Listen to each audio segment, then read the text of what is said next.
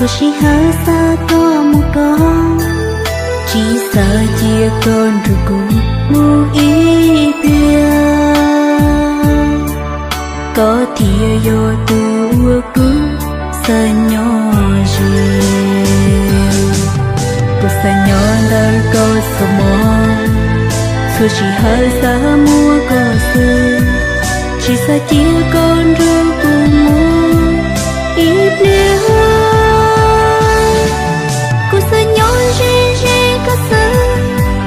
Cho có lời chỉ mua lánh từ ủa cố yêu luôn bao lý có lắm.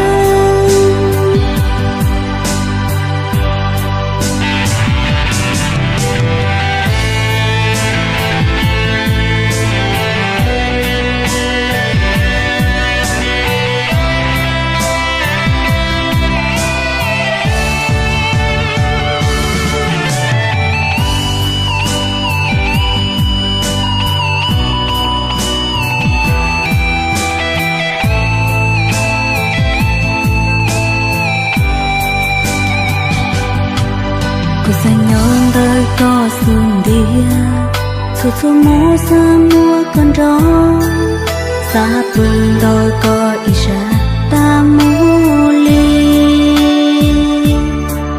Cú xa nhon riêng nó có lúc lâu thiệt.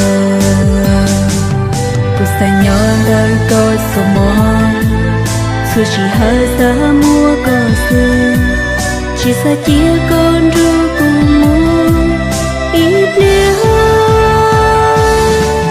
Cô sợ nhỏ rê có sợ, cho có lời chỉ mua lánh từ ủa cố yêu nó bao lý có lắm. Ủa cố yêu nó bao lý có lắm. Cô sợ nhỏ đời có ý ra, số chỉ hở xa có một con, chỉ sợ chia con rồi cũng mu ý bia.